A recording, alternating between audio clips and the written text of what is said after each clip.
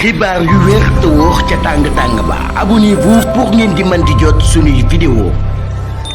jaajëfal nañu leen ci ànd beeg Buzz 221 HD ni ñu koy defee saa su ne rek di leen indil ay xibaar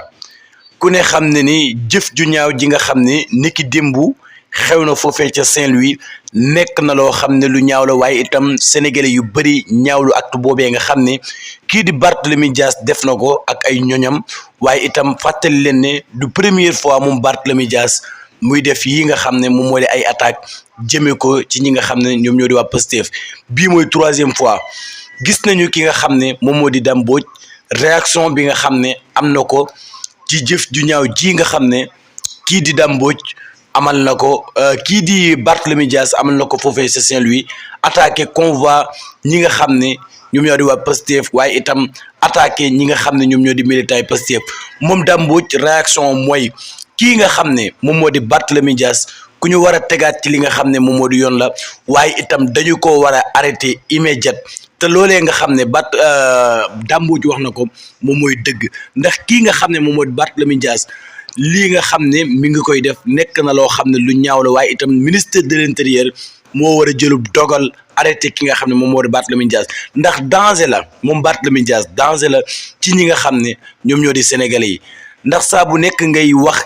jëme ay kàddu yu violence ci ñi nga xam ne ñoom ñoo di patriotes yi te ku ne xam ne ne jamono jii ñu weesu point de presse bi nga xam ne ànd sàmm sa kàddu doon na ko amal moom Barthélémy Dias yëkkati woon na ay kàddu jëmee ko ci ñi nga xam ne ñoom ñoo di patriotes yi rawatina sonorisation bi nga xam ne ñi ngi koy def nekk na loo xam ne lu ko metti la te loolee munta ñàkk parce que moom dana def dafay politique te mooy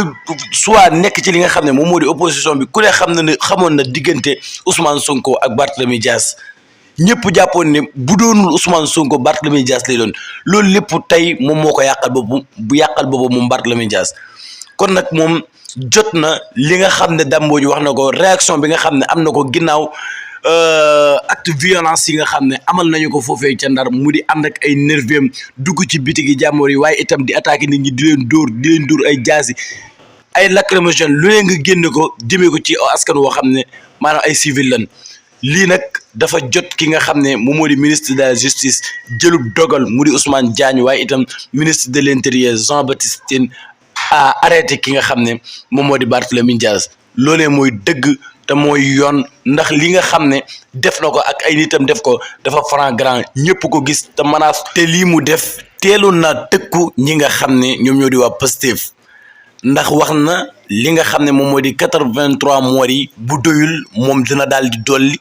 dem tëddi li nga xam ne moom moo di kasoom kon nag moom ci tànk yooyee la daal di nekk ndax gis nañ blessé yi nga xam ne jot na koo def ci réew mi kon nag moom dañoo war a teel a jël ay matuwaayam bala moo faat benn nit donte ne moom lañ doon tuumaal moo rey Ndiaga Diouf loolee réerut wax dëgg na yàlla am réerut mais lii nga xam ne mi ngi koy def acte violence yi nga xam ne mi ngi koy def lii rek jar na moom Barthélémy Dias ñu tëj ko ci li nga xam ne moom moo di prison bi